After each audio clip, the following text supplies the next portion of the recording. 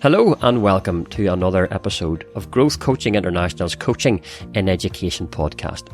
I'm your host, Richard Reid, and today I'm delighted to be joined by two inspirational educators from St Joseph's Institution International School in Singapore. Russell Bennett, a physics and maths teacher, and Steve Fantom, teacher of music. Over the past 10 to 12 years, they've been developing a robust coaching culture at SJI, transforming the way staff engage with professional learning and personal growth. Today, they'll be sharing their coaching journey, insights, and the impact it's had on their colleagues and the wider school community. Whether you're new to coaching or already immersed in it, you're going to find this conversation incredibly inspiring. Russell and Steve, it's a pleasure to have you join me on the podcast today. I was happy to be here. Thank you. Yeah, lovely to be here, Richard. Thank you for inviting us. Fantastic. Let's jump straight in, gentlemen. A question for you both, just to kick things off. Could you give us a taste of your background in education? What's your story prior to life at SJI, and what's your role now that you're in SJI? And Russell, we'll kick off with you. Sure. I started teaching in 1999, so in the last millennium. And I've taught in a few countries, Sri Lanka, England, Norway, Australia, and now in Singapore. And I've been a science, physics, and theory of knowledge teacher. And about 10, 15 years ago, I became interested in coaching, and 10, 11 years ago was given the chance to bring coaching to school. So it's been great so far. Fantastic. Steve, yourself? Yeah, I had a life before teaching, actually. I worked in the theatre as a sound engineer. Then I decided to take that to the next level and go into acoustics and building engineering. And that didn't work out. That wasn't really my thing. So I decided to take my music degree and train to be a secondary school teacher. With my 1-year-old, 2-year-old boy in tag at the time, retrained and moved to Dubai for 3 years. And then 13, 14 years ago, my family and I decided to move to Singapore and join SJI International. And we haven't moved on since. And one of those reasons is the coaching program. Fantastic. And we'll jump into that today. Fantastic. That's great, guys. Russell, as you think back through your education journey, at which point did coaching come into the picture? Was there maybe a specific person introduced you to it, or did you come across it maybe in something that you read? What inspired you to give it a go? Yeah, well, there was a specific person and a specific time. I suppose I was something which seems really small and tiny now, but I was a period of change. I'd had a disagreement with a line manager and was just questioning things. And a friend gifted me 1 hour with a coach. They were trained in coactive coaching at the CTI, and about 20 minutes into this coaching session, I thought, this is what I want to do. I want to train as a coach, and I want to bring it to schools. I want to bring it to education. And I'd been interested and been a part of building up students, raising, I call it human capital. And I was also interested with staff as well. And I just thought, my goodness me, this can work for a great many things. And I think schools need this. When you mentioned, that's fascinating. When you mentioned literally 20 minutes into a gifted hour of coaching, what was it in that 20 minutes that made you think, you know what, this is terrific stuff? And that's a short space of time to make that decision. Yeah, maybe that doesn't say the best things about how I make decisions. Maybe it was the process of getting rid of all the chaff and just like cutting through what's at the heart of the matter. What's important here to you? What do you want? And we started exploring values, and there was activities. It wasn't all words and talking and questions. There was also hands-on activities and using resources. And I just thought it appealed to teachers are usually quite strong in pedagogy. I thought this is more than just questions and answers and someone listening to you. It's really a process, a facilitated process to help you, to help yourself. That's what I loved about it. I love that phrase. It's a lot more than just questions and answers and talk. So listen, that's really helpful, and folks that'll resonate with a lot of people who are listening. Russell, Steve, same sort of question to you. Well, after arriving at SJI International, I soon quickly got the role of head of grade And Russell happened to be one of my tutors on my team. And he was one of the people who said, "Hey, he saw a need clearly as I was head of grade, and he said, "Do you want to be coached?" And I think Russell's hit the nail on the head where you get to feel seen and heard properly when you're coached. And I just noticed that straight away. It really resonated with my past theatre self. And I was hooked virtually immediately through being coached by Russell. I then went ahead and got trained through the school. They're really generous to train me. And then I paid for some of my own coaching. And it was literally the best training I've ever had. It was transformational.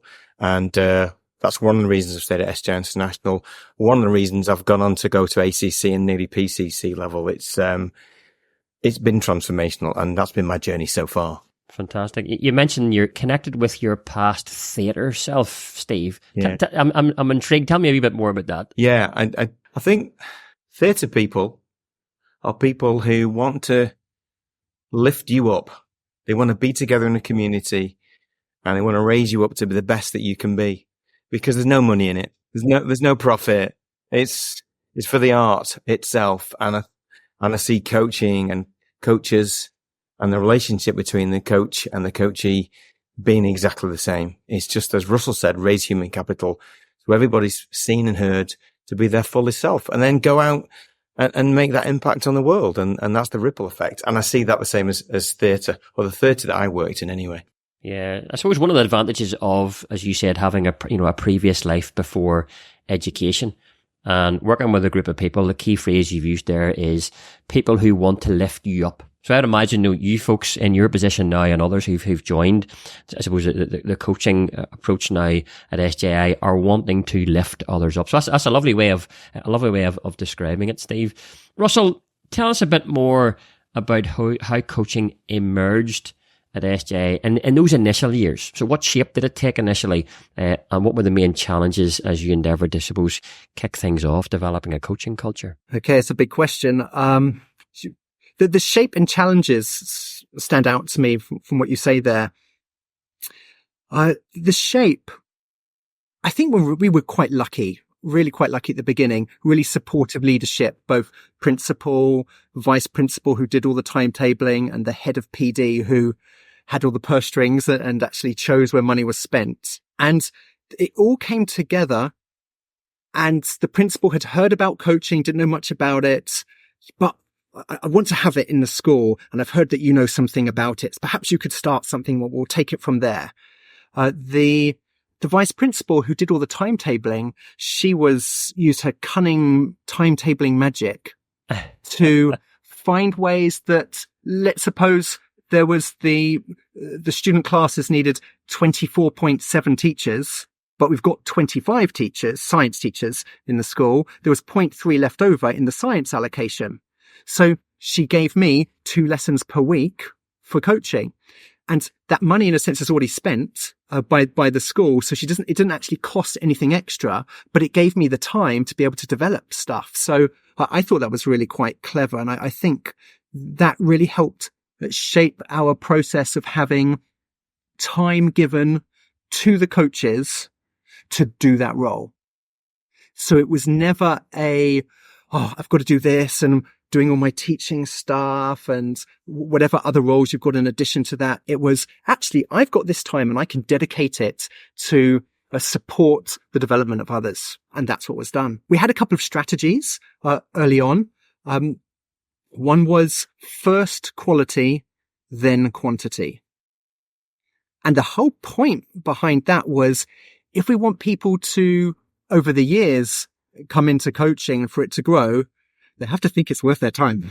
Yeah. And so for that, we have to have schools are not really a business, but we need to have a quality product.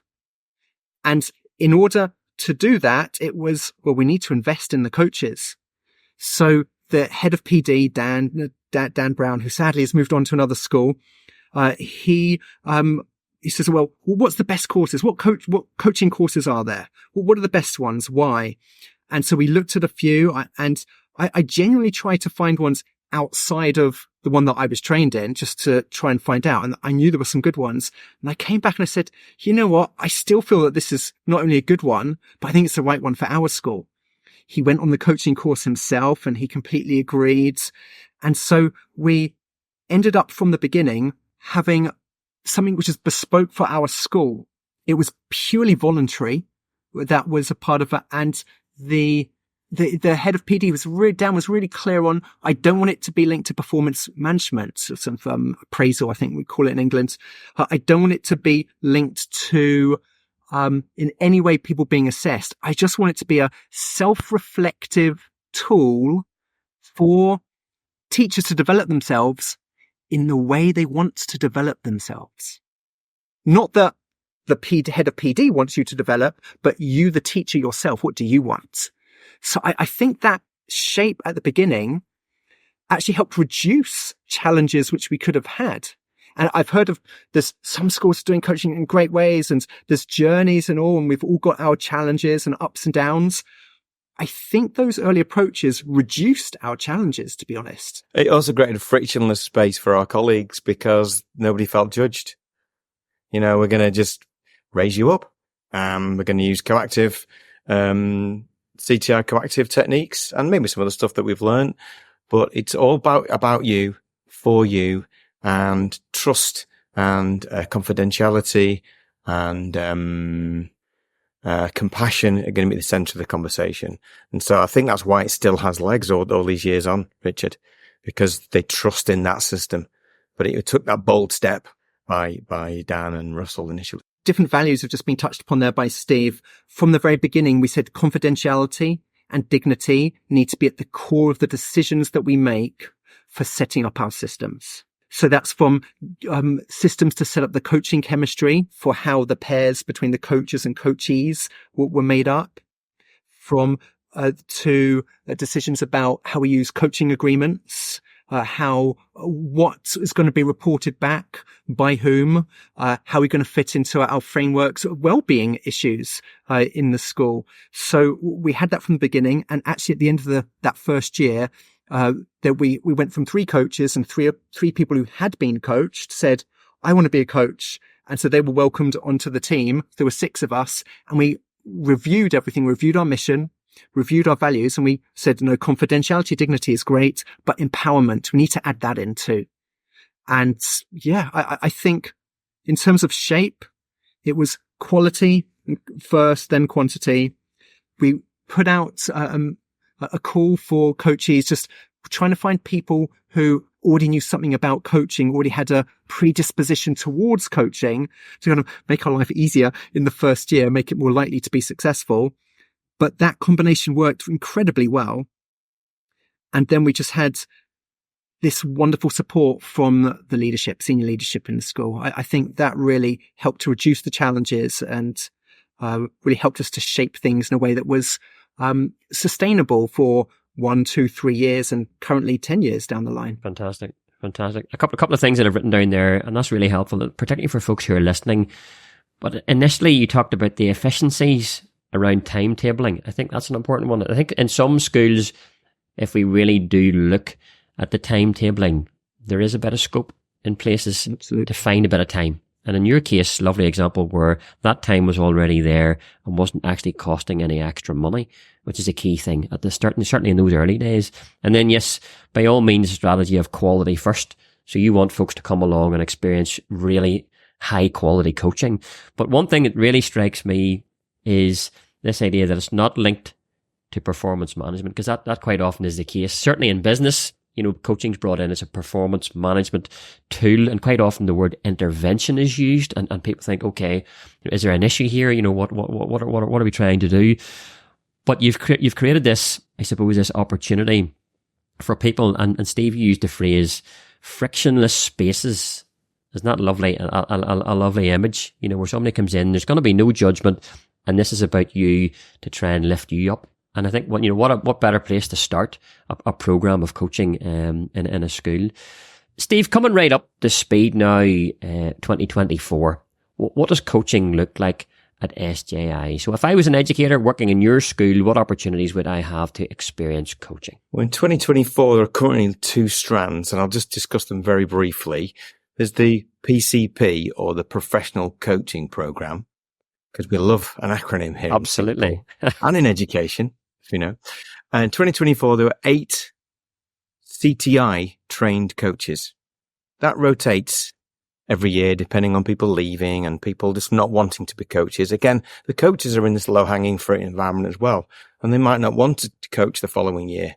But the universe always seems to provide, and we have 7 or 8 coaches every year.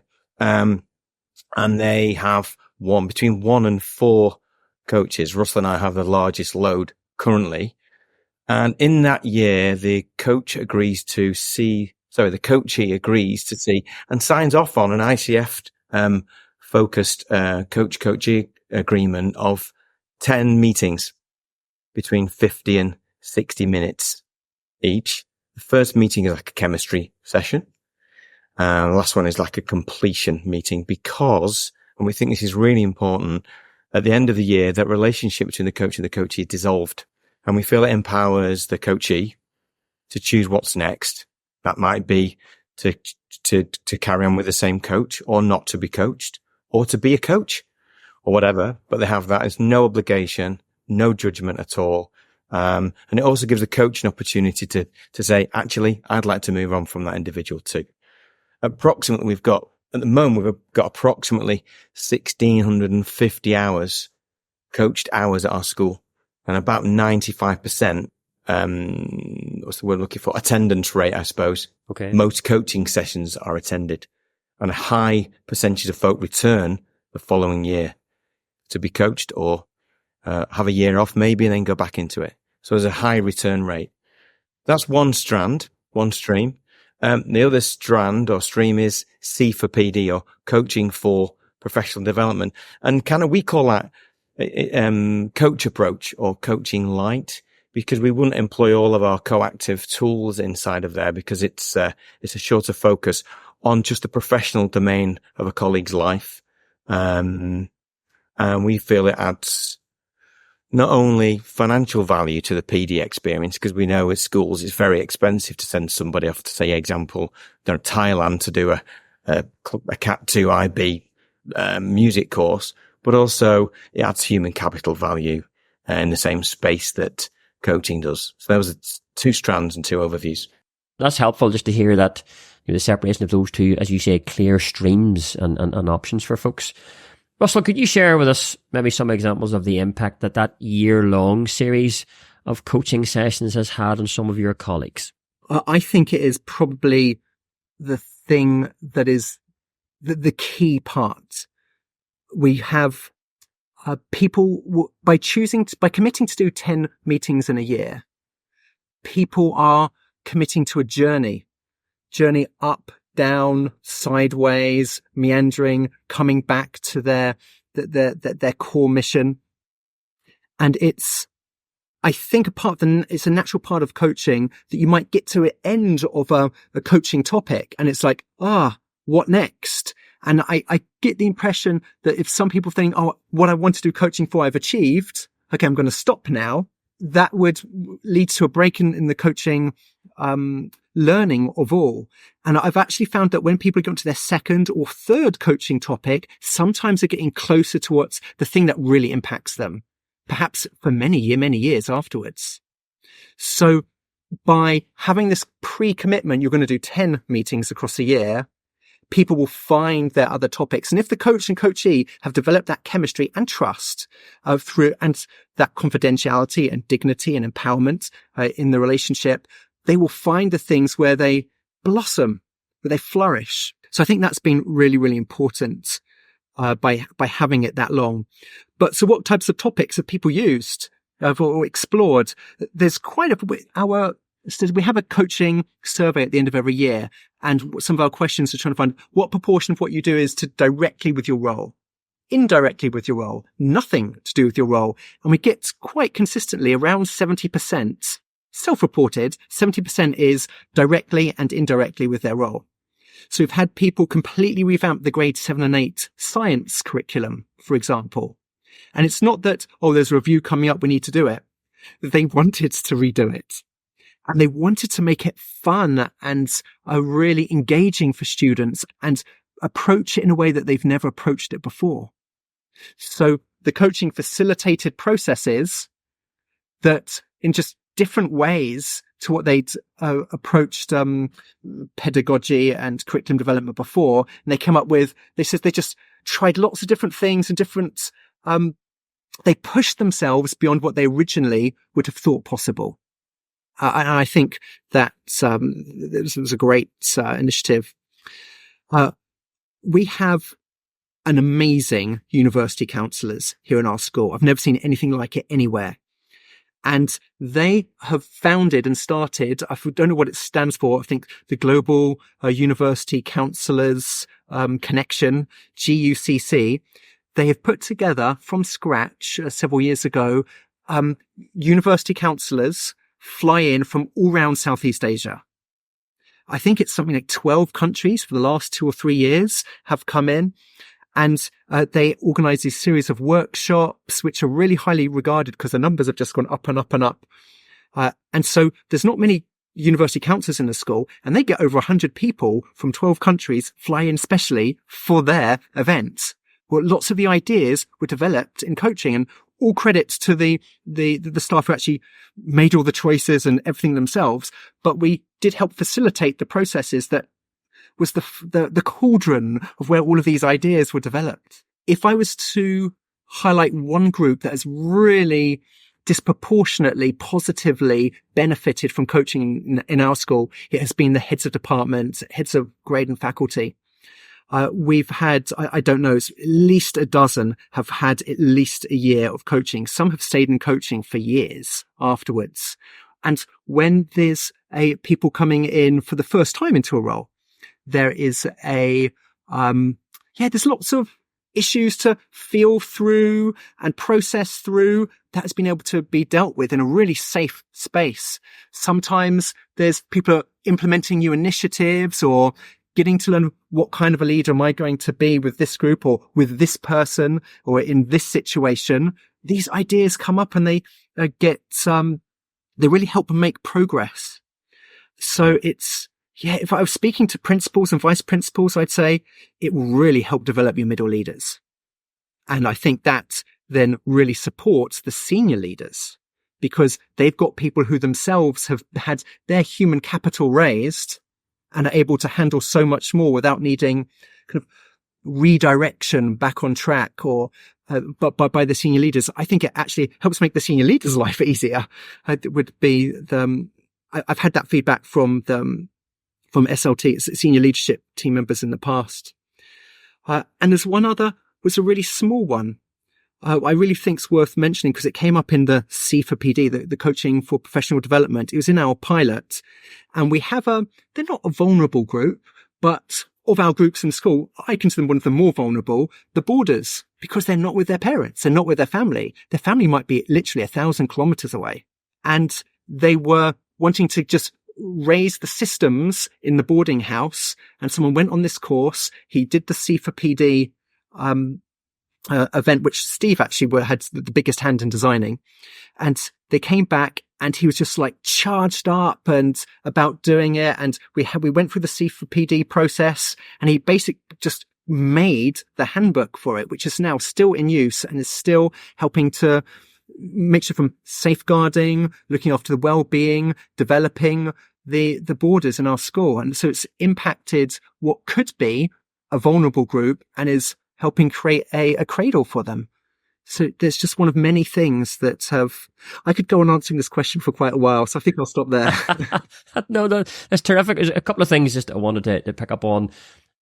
And it's amazing to hear the variety of things that your coaching program has impacted. A couple of words that I picked up on. First of all, it seems to be a great tool for facilitating ideas and thinking for all of those different people that you've mentioned. So it's a great way of providing an opportunity for people to think through those ideas and create them. But also that seems to then lend itself to being a great motivator. There seems to be a great motivation amongst those people because they're actually seeing things happen. And, the coaching conversations, like you said right back at the very start, Russell, it's not just about questions and answers. It's actually about having impact on what you're doing yourself, but also on other people. So there's a list of things there already where the school has really benefited from the coaching program. And you said one of the key ones there is middle leaders. And a lot of schools are looking around at the moment to say, how can we develop our middle leaders? So there's a perfect example over, a 10 session program where people have that freedom to come in, choose themselves what they're going to look for and what they're going to talk about, but ultimately then see real impact. There was one thing came to mind, Russell, and I'd just be interested to hear, you talked about a chemistry session at the start. Is there ever, and this quite just came into my head, is there ever a scenario where the chemistry session is suggesting that there mightn't be a good fit between coach and coachee? Yeah, it's a great question, because we're saying all the good things that have happened, but of course we've had our learning process and our ups and downs too. I'd say we have about a 95% hit rate if you look across time. I'd say once every couple of years or so that there is a pairing that, for whatever reason, isn't serving the coachee. So the system is to sort of, I'll find out and I'll go and speak to the relevant coachee, the member of staff, and try and find what it is. In about 2 or 3 cases, I think I can only think of 5 or 6 situations in total, to be honest. I think it's about that. In 2 or 3 of them, it was someone had misunderstood what coaching is. So clearly on my orientation and process at the beginning, something had not worked there. But what they were looking for was mentoring. And our school has a separate mentoring program, which uses a different methodology to our coaching program. So they were able to be diverted over there. Other times as people were, actually, I thought I wanted coaching. To be honest, my friend said, it would be great, and I wasn't sure. And I'm sure it's fine, but it's just not for me. That's happened a couple of times, fairly early on. And then, I think there's been a couple of times where maybe genuinely it was the coaching chemistry. And so we have moved someone over. But I think that's super helpful just for people to hear the reality of, coaching, that a 95% hit rate is terrific when it comes to, the chemistry sessions. But the reality is there'll be some sessions where people think it's just not the perfect fit. And I think being able to be open to that is very, very healthy approach to that program, and people can either move to either another coach or move out of it just for now. But having that option, I think, is really useful. Steve, you'd smiled quite a bit whenever I asked that question. Is there anything you want to throw into that particular question? Well, yeah, about contracting, I suppose. So as we move forward as a team of coaches, we move towards the ICF standards and ethics, and actually calling, speaking to them and referencing them when we do our coach training. Because Russell and I not only do the coaching and the admin, but we also organise the coach training. And so we have 2 strands of that, a professional side and a personal side. On the professional side, we're referring to the coactive model and the ICF core competencies and the standards and ethics. And of course, inside of there is contracting. And sometimes you have to recognize that your coaching's not going well, or you're not adding value, or the client's not getting what they want. And you should really be raising that. So as we move down and mature as a group of people and start to realize, yes, these things do happen, then we have to let each other know that it's okay to have a conversation with the coach, offer work solutions, and then find out what's next for them, rather than just trying to get to the end of your 10 sessions in the year and let them dissolve. So yeah, we are recognizing that, and it takes us to the next level of professionalism, which is what we're aiming for. But I love that phrase you use there, Steve. As we mature as a group, you're constantly reviewing the process, which is, you need to be open to these things, which is going to be very helpful for listeners. Steve, if I can stick with you, I'm quite sure many of our listeners are intrigued by this C4PD coaching option. Russell's already alluded to it a little bit. Could you unpack that a little bit more? The detail around what could I expect if I signed up for some C4PD coaching at SJI? Well, I suppose the first point to go from is why. We know that many people don't want to do the 10 sessions and commit to 10, 50 to 60 minute sessions. And we thought, how do we push coaching into the corners of the school without making people do this? And we came up with C for PD, which is coach approach, or like coaching light. Like I said before, we do coactive tools, but it's very much focused on why they would like to do the PD. Not that they've been sent to do something by the head of department, but even if they have, how does it talk to the reason they got into teaching? How do you think it's going to support the students in the classroom? What's important about that? What else? And so spending time in these 5 sessions that we do helps unpack that, take it forward, and they own that, and it just adds so much more value than just being told to go on PD. So the first session will be like a mini chemistry session, but really unpacking the values behind it, the professional values, the pedagogical values, again, the philosophical reasons why you came into teaching, and then going, okay, what's it going to look like when you get back from your training? And then you have 3 or 4 more sessions where you check in, you kind of develop that narrative of the reason they went there in the first place. How's that cascade back into the department? How are you flourishing from this? How do you think it's impacting the students? How are we going to measure this? Which is very, very important in coaching in education. And what's next? And you often find that when you coach that individual, they go to really unexpected places, and it's kind of amplified PD. So they've come up with one reason, all of a sudden it's just gone into these new places that they'd never thought of before. And often some people, it transforms so much that they move departments, or they decide that they want to implement something completely different. But what it does do, from the school's perspective, is make the PD more financially viable, because it really sticks. It sticks to the teacher. It sticks to their colleagues. It sticks to the kids, and it makes them be the best teacher that they can be. And we retain them as colleagues. And for what? For about an hour and a half's work with some pretty recognized coaching skills. So, you could pass those skills on to your head of faculty or your head of department, and they can do it too. It's not voodoo magic. So it's been really impactful. And just one example, if this helps, I did a CFA PD with an English teacher who was going on, he was going to go on a course to try and develop how he would get across, some English, concepts to students whose second language was English. Because of course, in our evolving international landscapes, we've got different, demographics of students coming in. And, at the end of the session, the guy left the English department, literally resigned from it, and helped and developed the the EAL department, and which is expanded. He just basically shifted his career, because he found out what was really important to him. And therefore we get a better colleague, the kids get a better experience. Everyone's a winner. Yeah. I think, folks who are listening to this, and I mean, I haven't come across this, application of coaching before, certainly in a school setting. But I mean, as a former principal myself, either attending PD or sending people to PD, or people coming to me and say, listen, I'd like to go to this particular course.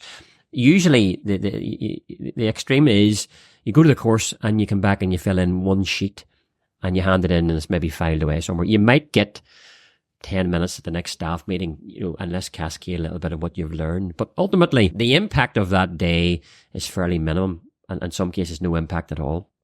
So the idea of, and you talked about 5 sessions, for somebody to come along, have chosen a particular professional development course to go on, and then say, right, let's now have the first coaching conversation before I go to this course.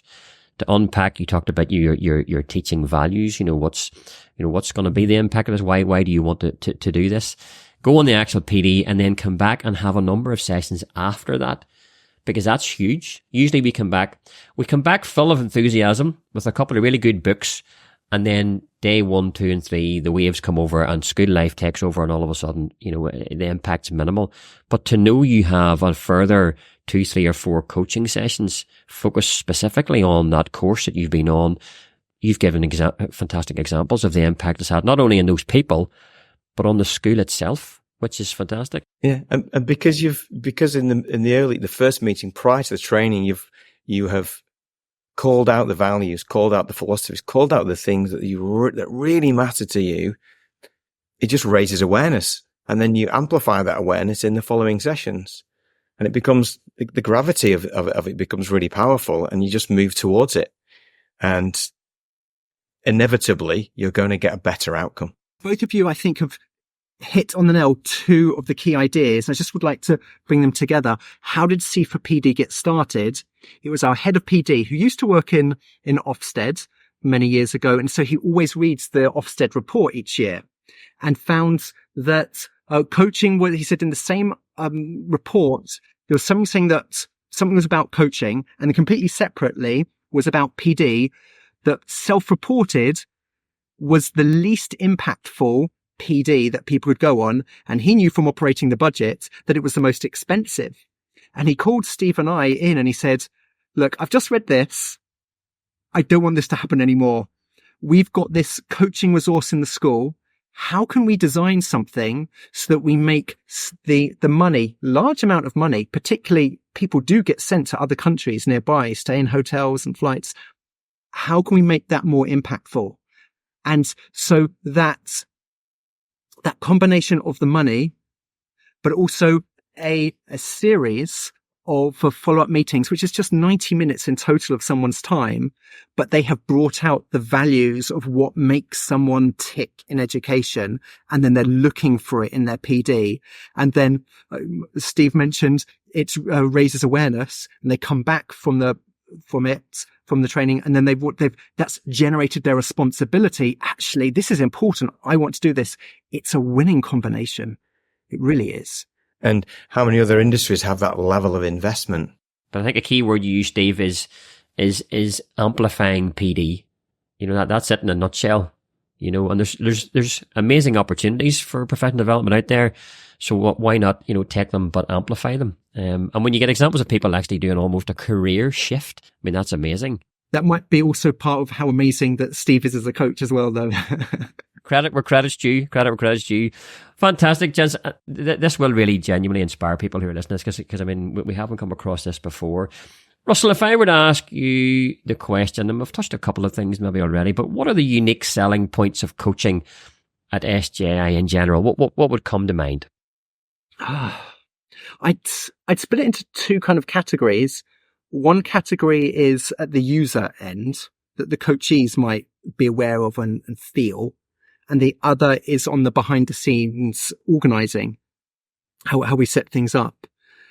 I think we're at a Lasallian school. So it's SJI is St. Joseph Institution is a Lasallian school, but there's many of schools around the world. And it's been an educating body for like 360 years. And even back 350, 360 years ago, investing in your staff was considered important. Fantastic. And I don't think that was happening a great deal in England 50 to 100 years ago, let alone 360 years ago. So really forward thinking. Yeah. So I think that is why there's money to spend on staff in this school. And you've also got this culture where you've got the heads of PD are willing to spend it, and the boss is willing to have quite a big budget for it. So I think that's one of the behind the scenes thing. Another behind the scenes thing is that we have got, I think Steve mentioned we have training meetings for the coaches ongoing through the year. Every 3 school weeks, we have a training session for the coaches. Now, we don't teach new things, because Steve and I don't put ourselves in that category, and we don't pretend that we are teaching coaching or teaching coaches. But what we've all been on the same courses at CTI, and we essentially revisit a topic or a subtopic, and we arrange coaching dyads, triads. And it's really about the group facilitating deeper learning of the group. And I think that is, I've not heard of that happening in many other places, to be honest. It's you go on these courses, and then you get the exposure on the courses, and what trains you? It's your coaching meetings, which is good. That applies to us as well. By having 10 meetings in a year, everyone's gaining 10 hours, or if someone's got 4 or 5 coaches, 40 or 50 hours in a year, that's actually what's raising the quality. What's helping raise the quality efficiently and effectively is we keep reflecting on ourselves in a really safe space, in a group, within our 4 walls. We have our little systems and the way we do things. every 3 weeks, you're reflecting on that. I think that is the key ingredient that is really underestimated. And I've kept pumping how important this is. And I think we've benefited from that hugely. So I think that is a fairly unique thing.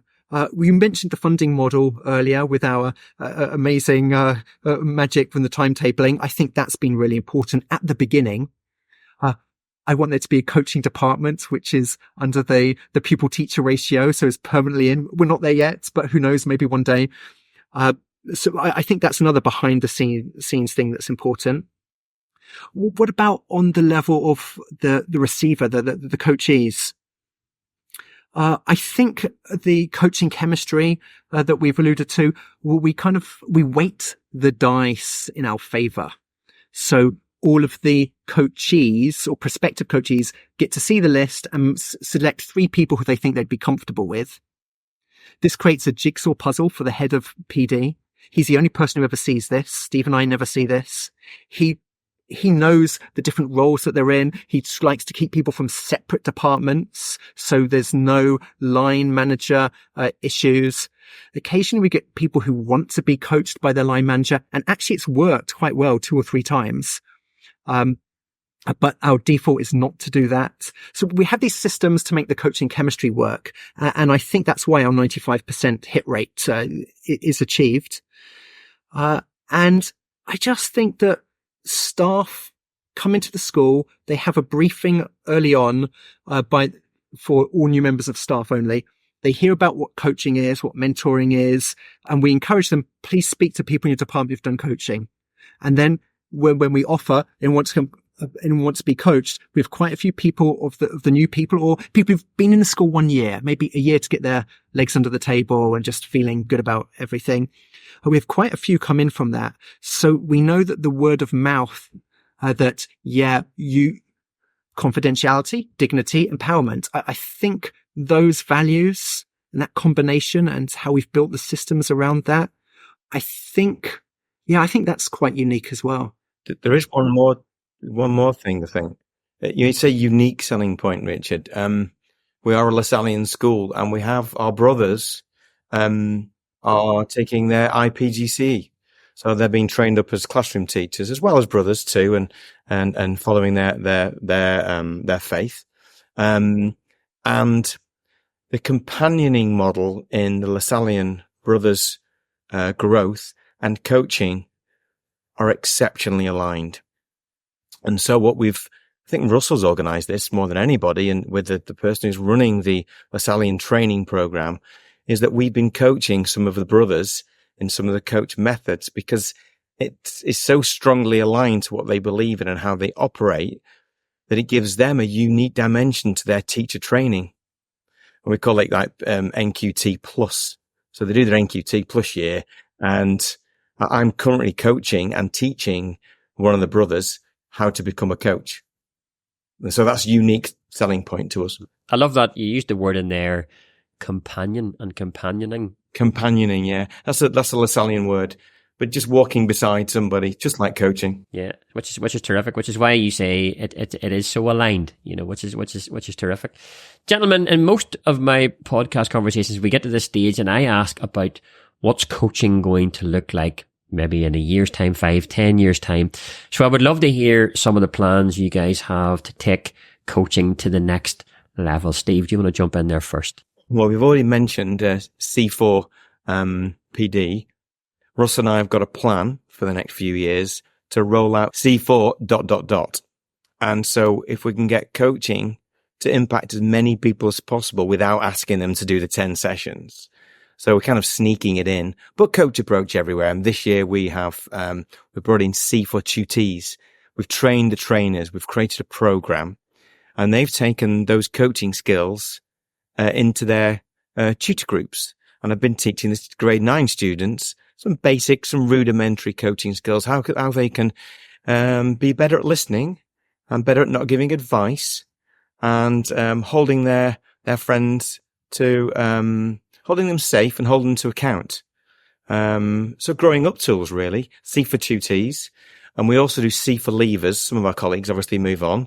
And rather than having as well as having an exit interview with somebody you may not know, let's say one our brother president, we're also offering C for leavers. So I might see somebody leaving in December and let them fathom out what transition looks like for them and let them feel happy with that because they've already made their choice to leave. And it's a big move to go back home to Australia or the UK or wherever you're from. How do we do this compassionately? How do we do this? So it's really staying with my values and to know that I've made the right decision. So that's 2 of our C4 suite that we brought in this year. In the C for leavers, I have been in schools where when you leave, you're not going to get any, once you've handed in your notice, you're not going to get any PD after that. There's going to be no budget spent. And I get the impression that's quite common in schools in England. I don't know about Australia and other places. However, because of our Lasallian ethos here, the head of PD, I was surprised at how keen he was. Yes, we should invest in the people who are leaving the school.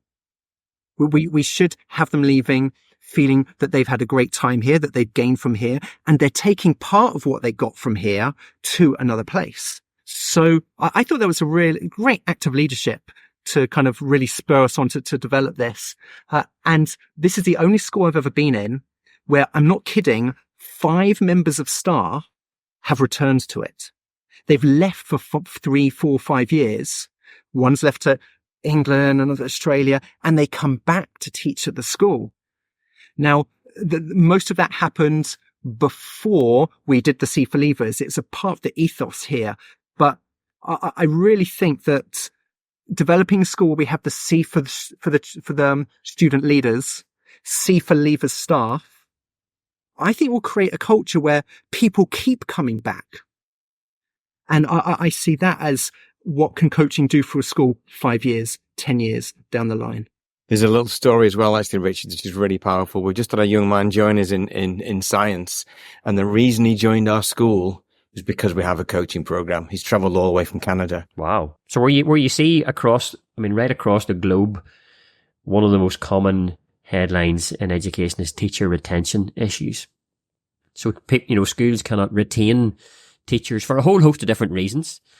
But there you have people not only leaving but coming back after a number of years, but actively seeking out your school because of the coaching programs, which is terrific. So again, folks who are listening, particularly heads who are listening, there's another big plug for a very effective, robust coaching program in your school, which is super useful. Any other thoughts, Steve, on that question? Well, for me, it's the C4, and as Russell's mentioned, the coaching department.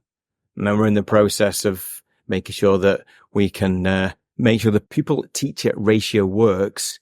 If Russell and I are given some time, because all the admin and all the training that we do, we just do in our own time, and we've done for the last 7, 8, 9 years. We're given coaching time. So I'm not teaching music. I'm given time to coach my colleagues, but everything else we do is in our own time, and we're pushing for responsibility time to run the program and take it to its next level and let's do the administration for C4 leavers or C4 student leadership or C4 let's say administration staff, and we need some time for that. So that's what the future holds for Russell and I think, at the school. Fantastic. Russell, any final thoughts on what's coming up in the future? Yeah, I put forward this idea many years ago that a coaching department in a school makes sense. Yeah. And, but it doesn't look like it now. And if you were 30 years ago, maybe 30, 35 years ago, there were no real SEN, special educational needs departments in school. Whereas now, if I was applying to a school and they didn't have one, I'd be like, that doesn't seem right to me. There's something not being done correctly in that school. And I think that's where we are now, but for coaching. And I can imagine a time in 20, 30 years from now, where whether it's on the school level, that there's a coaching department, or in a country like Singapore, where all the ed psychs are not on a school level, the educational psychologists have their own department within the Ministry of Education itself. And one of the people who I trained and my coaching with happened to be the person who ran it for the whole country. And they ran this department, which has 60 also, which served 200 schools. Singapore's a lot smaller than most countries. So 200 schools served by the central department. So some schools, some ministries of education could have that kind of model, but for coaching. Or it could be that you have a group of schools in a consortium, perhaps in England. Or it could be like international schools would probably have their own in-house ones. But I think the ripple effect of having coaching in schools is beginning to be researched and is yielding positive value for schools beyond the coach and the coachee. I was surprised by a paper that I read where it's showing there was a positive impact on people who were neither the coach nor the coachee, but worked with the coachee. And I was like, so it's not just those who are being directly coached that can benefit here. It can be wider. So I think greater awareness and impact of this is a part of the future. But I think when you're speaking there, there's obviously changes needed at a system level right across the globe, and hopefully we'll get some listeners, who maybe are in that position, and that will be terrific. But I think even in your particular context, when you look at what you've achieved in the last 10 to 12 years, which is not in the history of the school or, the 360 years, compared to that, what you've achieved in the last 10 to 12 years, I think the like of a coaching department could be coming up a lot sooner than you think. When you see what you've actually achieved so far, which is really inspiring, it's fantastic. A final question to both of you. Some of our listeners will obviously be at the very start of their coaching journey, and they're listening to podcasts like this one, they're reading articles, and they're maybe, I suppose, dipping their toes in the water as such. Let's assume that they're not members of SLT. Okay, what would your advice be to them if they wanted to move forward with coaching in their school? Steve, you want to go first, and then Russell jump in after. I think I've got two. I've got a few actually, but I'm just going to go with two. I think the first thing you need to do is get some good coach training. Get really, really happy with what coaching is yourself. Will be my first bit of advice. And the second would be to maybe volunteer something like a professional learning community where you can reach out to SLT and say, I've got this idea. I know it fits into the school improvement plan, or professional learning communities will fit into school improvement plan. Can I run it? And just volunteer, start small, and they will come. I think you're right. That quality thing's really important. So what we're doing is the best possible quality that it can be. But that's great advice, Steve. Russell, any thoughts? A few, but I'll try and distill down. So Steve touched on the first quality, then quantity. The low-hanging fruit. In your context, in your school, what would be low-hanging fruit? And the low-hanging fruit would be a way of implementing coaching, which is more likely to get people, one, trusting in it, feeling benefit from it, and motivated, inspired themselves to, I want to be a coach too. I think if you've got, I don't know what that would look in different schools. That's maybe part of the beauty of this. It would be different everywhere, but what is low-hanging fruit in my school? That would be one thing. A second is, I think, get to know some of the research. Get to know, so the instructional coaching group, that they've got some good work that they've done with people like Jim Knight and Christian van Nieuwenburg, where they're actually working with schools, with individuals who coach and with coachees, seeing what measurable benefits are there for individuals, but also for the school, and look at the conclusions that are coming out.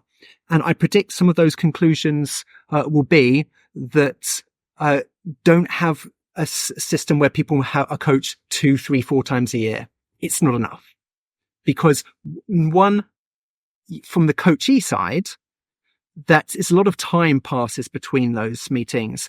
From the coach side, they're not being trained up to become great coaches. If they've got 3 coachees and they see 3 or 4 times each, that's 12 in a year. I typically get 50 coaches coaching hours in a year. So it's totally different on the impact of that on the quality. So I think, and research does show that it's got this graph of, I wish I knew what the paper was. It had, self-reported gain or benefit from coaching against number of coaching meetings. And it was what you'd predict, a nice straight line going up. And we reached about 7 or 8 and it plateaued off. And what my take from that was, if people are only being coached 3 or 4 times, they haven't reached their optimal gain of being coached yet. So delve into the coaching research and use that to inform your systems that you're going to use, and weave in your school values into the systems. And keep your senior leadership team aware of that research as well. Get that data. Quantify this incredible space. I think that's the future. Yeah, well, we have a folder of about 20 different research papers that there was one holiday where me, Steve and Dan, we took a few each and we read through them and we fed together. Now, I wish we'd done that in year 1. Not in year 3. We read some this summer though, didn't we, Russell? We got some stuff from Chris Monroe. He sent us some stuff. And there's lots I know there's lots on your website as well, Richard. So there's plenty to get your teeth into. There is certainly no shortage of material out there, Steve. You're absolutely right. Well, I think that's a perfect point to bring our conversation to a close today. I want to extend a huge thanks to both you, Steve, and Russell for sharing your time, insights and experiences with us. It's been inspiring to hear about the pioneering work you're both doing to embed coaching at St. Joseph's Institution International and the impact it's having across your school community. Wishing you both continued success as you build on this impressive foundation and continue to take coaching to new heights in the years ahead. For our listeners, if you'd like to see their action and work, I highly recommend checking out SJI's annual Coach Up event, which offers a fantastic glimpse into their coaching culture. And remember, there are plenty of free resources available on our own website, growthcoaching.com.au, where you can explore more about how coaching can make a difference in your educational setting. Thank you for tuning in today, and we look forward to joining you again in our next episode of Coaching in Education, where theory and good intentions meet reality.